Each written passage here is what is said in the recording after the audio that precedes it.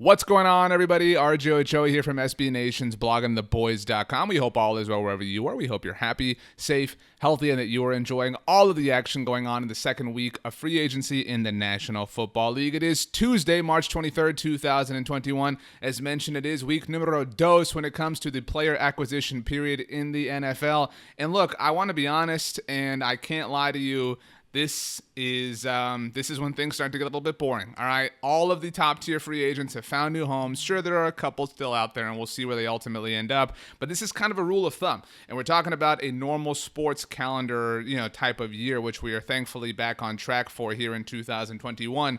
Once the Sweet 16 has been established in the NCAA tournament, you can kiss it goodbye. That's when all the real pizzazz of free agency starts to kind of dissipate. And you can go a number of ways with this. Once you start seeing some real-time commercials for the Masters, once you're getting those spring showers bring April flowers, or no, April flowers bring May flowers, something like that. Whatever the case may be. When you're getting the showers, when it's all happening, that's when free agency starts to chill out. And so free agency has not come to a halt, but things are percolating and something might be happening by the time that you ultimately see this video. For full disclosure, recording this about 4 p.m. Central Standard Time on Monday afternoon, so keep that in mind if something does happen. But if something does happen, I can promise you that we will be on it here at Blogging the Boys. Make sure you check out bloggingtheboys.com, your home for the latest and greatest in the world of America's teams. Subscribe right here to the official Blogging the Boys YouTube channel. We do this several times a week. We come here, we chat, we kick things around. Sometimes we have live shows where we can all interact together around the proverbial campfire. Sometimes we have some film reviews. The fantastic Matt Minich working very hard to make sure that you are prepared for all of the NFL draft prospects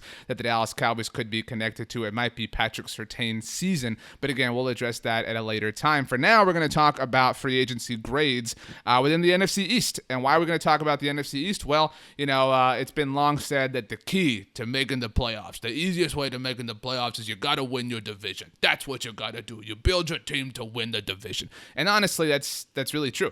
And it's particularly true when it comes to the NFC East in our current and present time. Why is that? Well, the NFC East is terrible, right? The NFC East is very bad. The NFC East is super winnable. And the Dallas Cowboys, which is the team that we are all, we're all really great people, so we all root for the Dallas Cowboys.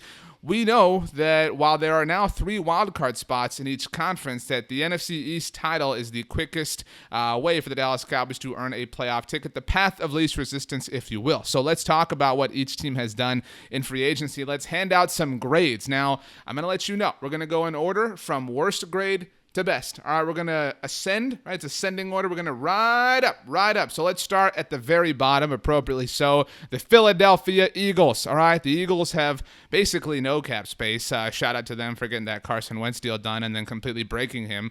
But the Philadelphia Eagles, of course, did trade Carson Wentz, and maybe we'll see if that turns into legitimate draft capital in 2022. I can't believe next year's 2022, by the way. Doesn't sound right, but either way. The Philadelphia Eagles, this is not that impressive of a list, right? Although Anthony Harris, the safety they've brought in, now you're going to see we've noted that some of these players have one-year deals, and we have noted where that is the case for you. All of the Eagles additions to this point are one-year deals. This was expected to be a very popular mechanism that teams are going to be using here in 2021. Why, RJ? Why are one-year deals all the rage? Well, the salary cap went down this year. The NFL signed television contracts last week worth $1 gajillion. So the salary cap is expected to balloon next year. What's more is not only will the television money kick in 2022, but every team is expected to have a 17th game in 2021, which will be another bit of revenue that every NFL team has a piece of. But all that being said, the Philadelphia Eagles, even though they're going to have an extra game, that's probably going to be another loss for them because Hassan Ridgeway, Andrew Adams, and Anthony Harris. Anthony Harris, again, was somebody who we had talked about as a possible option for the Cowboys. What's there to really get excited about here? Sure, Anthony Harris, former Minnesota Viking, is a fine player and somebody who I think would have been a legitimate option for the Cowboys. But, the way I'm grading this, at least, and ultimately I think that's what matters here, right? Anyway, did the Eagles get better? Have they gotten better throughout free agency? And I don't think so. And I don't really necessarily fault them for not doing more in free agency, because they financially can't, unless they got ridiculously creative, but that's kind of what got them in the situation that they're in. But I mean, the Eagles could have gone out and gotten who knows who, right? Outside of one of these ridiculous trades that we kind of keep waiting for, kind of like Russell Wilson or whatever the case may be. I mean, there was nothing the Eagles could have really done. They are that broken, which is just a shame to see. But the Eagles really have no direction. They have a new head coach, Nick Sirianni. Obviously, they've moved on from an entire generation, an entire era in that organization's history. And so for that reason, it hurts me to say big ol' F, right? F for the Philadelphia Eagles. We should start spelling Philadelphia with an F, if you know what I mean. And I don't really know how this is unfair in any sense of the word, because, I mean, the Eagles they might be a worse team, right? And they were a really bad football team. But if you look at the Philadelphia Eagles team that tanked in Week 16 against the Washington football team, Week 17, excuse me, I mean, are they better? I mean, I guess they're better in that Carson Wentz is not on their roster anymore, but they are probably a worse team. And some of that, again, goes to coaching, which is why they're a bit of a unique situation. But overall, the Philadelphia Eagles remain the division's disaster. Think about this for a second. We're talking about the worst division that has been compiled in the NFL in recent memory, and this is unquestionably the worst team within that division, all right? I want to say that one more time. This is the worst division that the NFL has seen in a long time. And the Philadelphia Eagles managed to be the worst among that group. Just a true shame to see.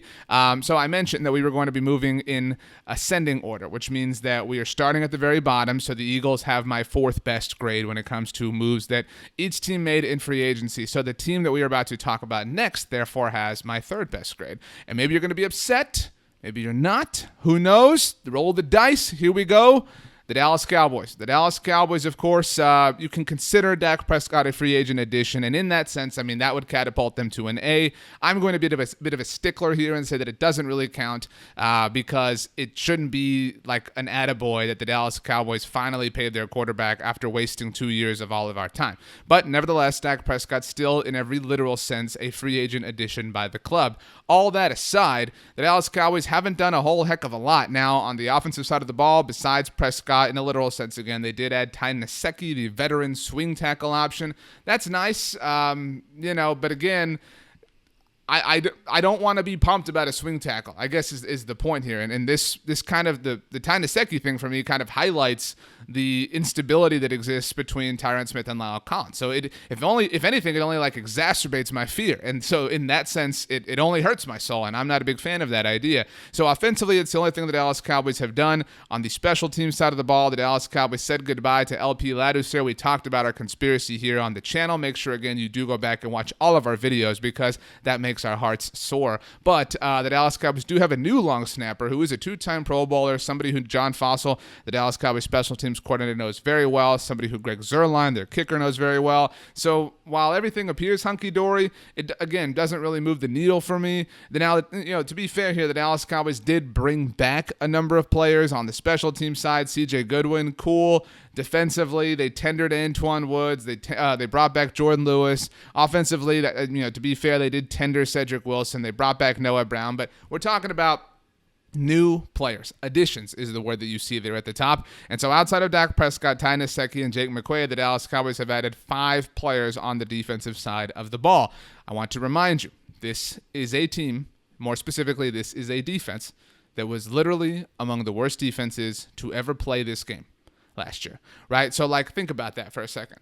I'll give you an example from my own life. I play a lot of golf, and I have a tendency to slice. A slice is a shot off to the right. For anybody who doesn't know, my shots they zoom off to the right. They don't go straight. It sucks. Why'd you make me bring this up? I don't like talking about things that make me sad. But anyway, so sometimes because my shots go so far right, you know what I do if I want to avoid trouble? I just aim really far left. I aim so far left that when it goes as far right as it normally does, it ends up in the middle. I just play the slice, right? That's something that people do all the time. Sometimes, though, I aim this way, and then that's the one time that my shots want to go straight, and I end up in a world of crap. But that's neither here nor there. I'm not upset about it or anything.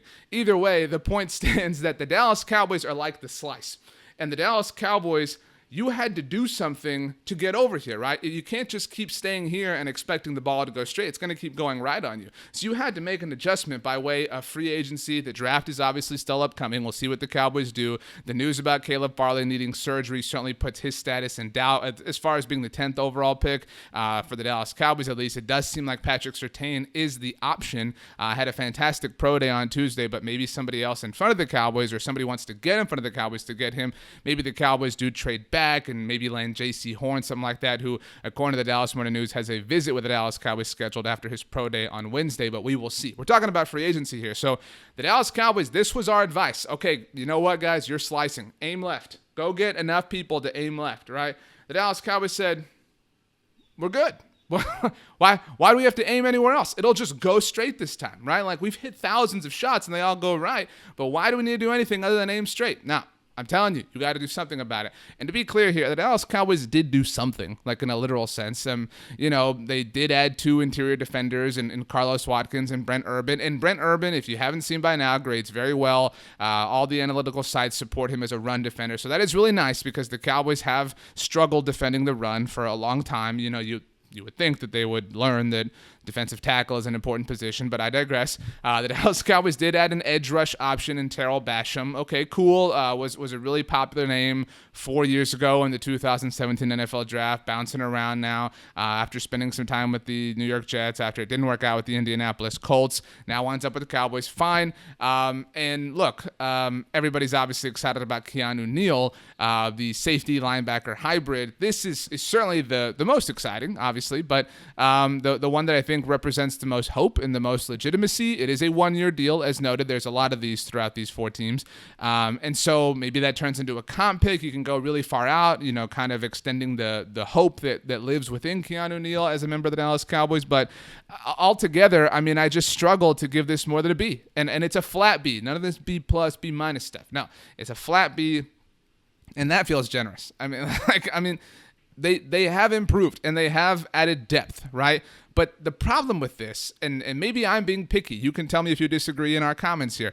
The problem is that this philosophy, this continuing to aim straight, has not worked for you. You've played this hole 1 billion times, and you know that you can't aim straight here, Cowboys. You know that you can't just go get, depth in free agency. You know that. We've all lived this. You've played this way every year for about a decade now, and every year we are here in December and we're saying, oh man, what's gonna happen, and it's just the same old thing. You could not afford to do the same old thing here in 2021. The situation with Dak Prescott should have taught you that. Jerry Jones himself, actually, we've talked about this, said in the press conference when the Cowboys announced Dak Prescott's new contract to the world, he said, I've tried to pay a bargain for a lot of things, and that's typically what I've gotten.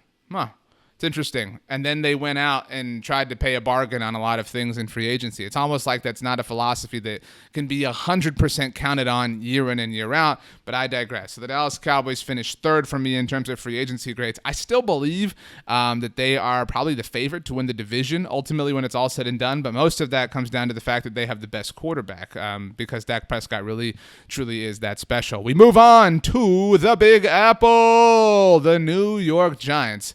Got on the board a little bit later than most, but now have a free agency class that is, I don't want to say worth bragging about, but at least worth being interested by.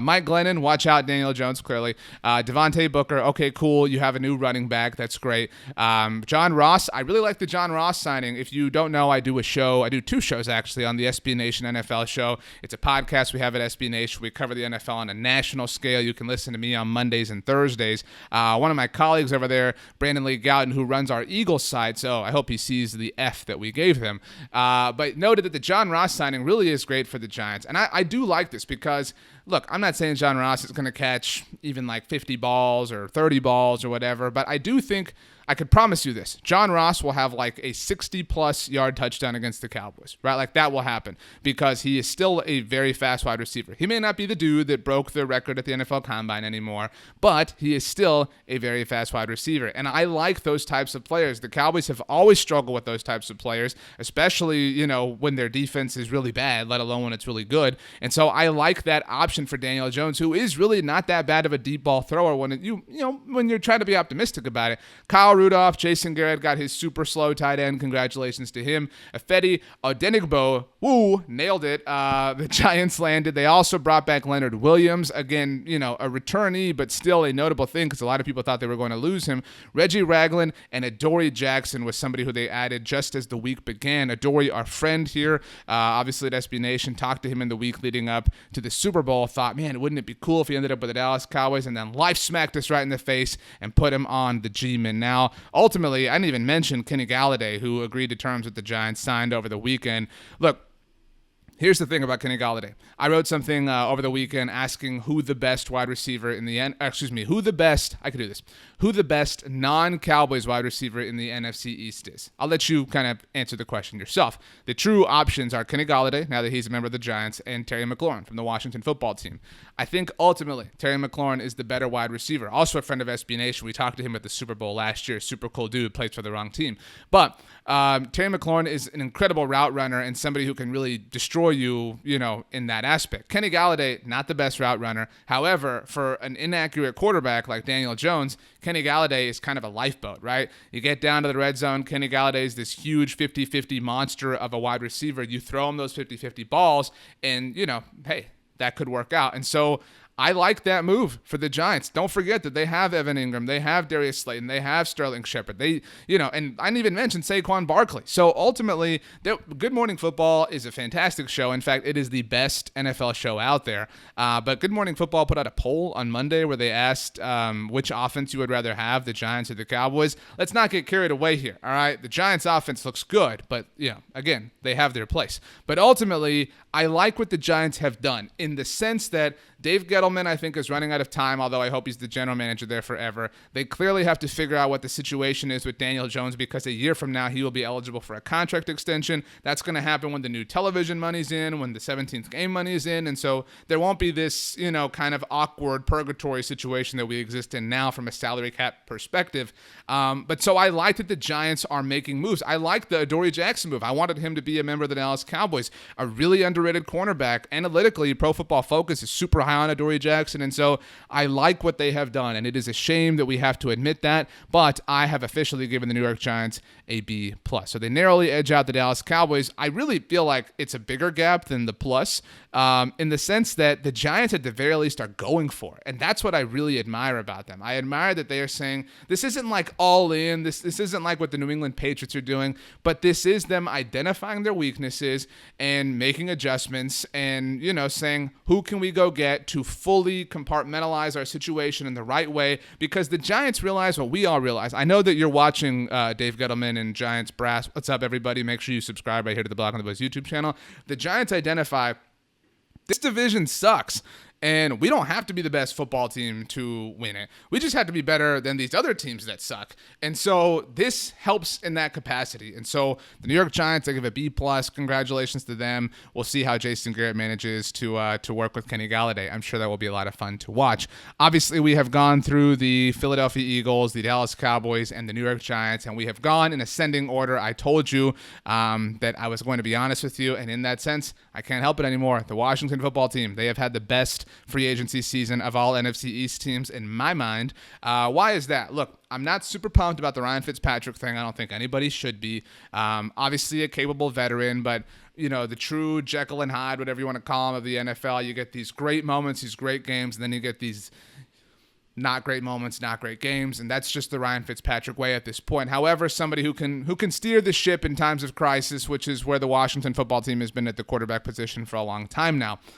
Ultimately, he is a competent quarterback at the very least, which is something that I think we've all been worried about, because this defense, this is a better roster than the Cowboys. Like overall, the Cowboys have a better offense and by far have the best quarterback, but this is a better roster than what the Dallas Cowboys are working with, obviously defensively. So now you get a competent quarterback in there. Lamar Miller, okay, cool, fine. They did bring back Brandon Scherf on the franchise tag, so, again, everybody's got these kind of, sort of whatever situations. Tyler Larson, a new center. Danny Johnson at corner. David Mayo at linebacker. Obviously, get a kicker in, nobody's going to be mad about that. However, the important additions here, William Jackson III at cornerback. We're talking about a defense that was already the best in the division, all right? Already the best. and now you've added a very legitimate cornerback in William Jackson. The Dallas Cowboys, I think if we ranked, maybe we'll do this at some point in the offseason. If you would like to see us do this, let us know.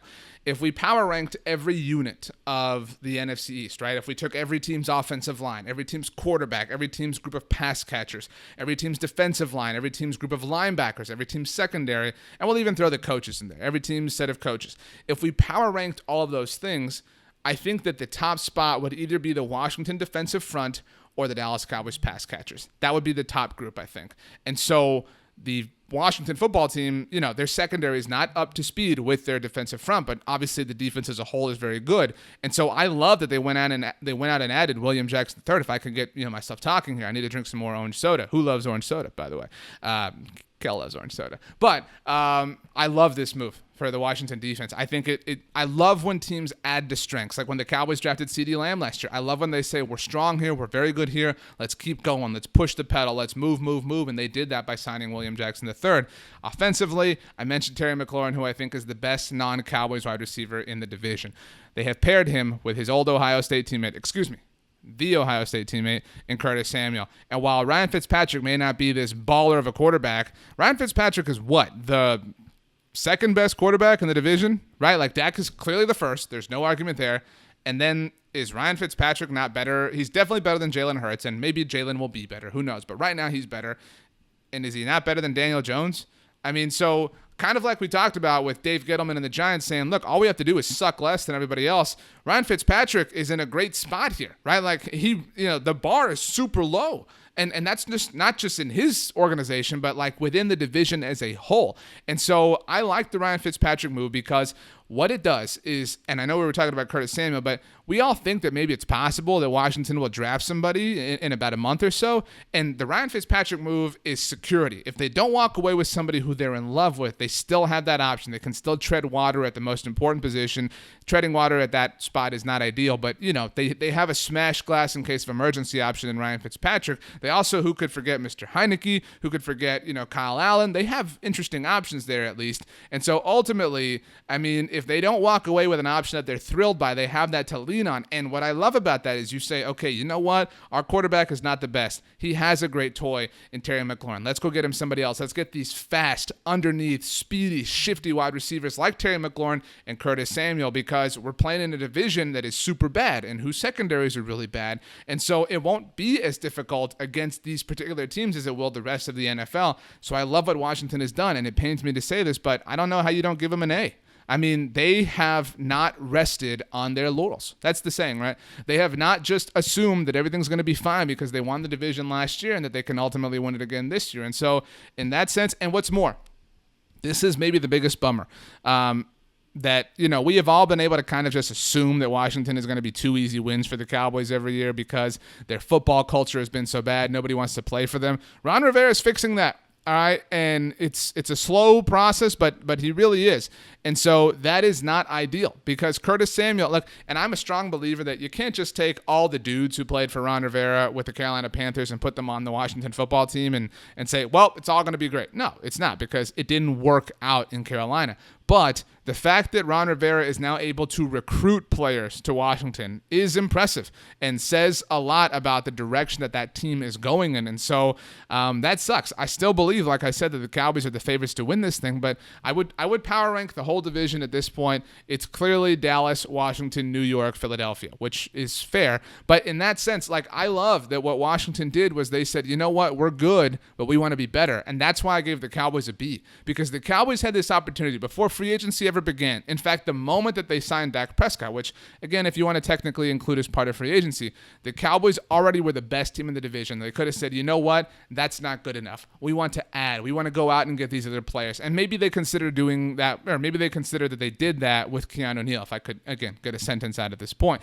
So maybe the Cowboys still have something up their sleeves. Again, maybe they're going to sign somebody else. They are set to host DeMonte Casey and Malik Hooker, and that would obviously change this free agency class to a different degree because it would be them adding to their secondary, something that we would love to see them do when you consider that Keanu Neal is going to play some linebacker for them. So ultimately, these are still somewhat fluid, but it's going to be hard to see somebody top Washington in my mind, but that's just kind of the way it is at present time. So that was fun. That's where the division stands after about a week of free agency in my mind. I'm curious to see where it stands in your mind. If you want to talk about the Cowboys, about my slice, you have a way to fix it. Maybe you can let me know. I am on Twitter and Instagram at RJ Ochoa. If email is more your speed, you can always email me, rj.ochoa@sbnation.com. You can leave a comment right here on our video. Make sure you do subscribe to the Blog on the Boys YouTube channel. Like I said, we've really, a bunch of minds came together. We had, we had a powwow. That's what I'll call it. We had a powwow, and we want this to be the best YouTube channel that there is. We appreciate all of you who choose to make us a part of your Cowboys experience. Subscribe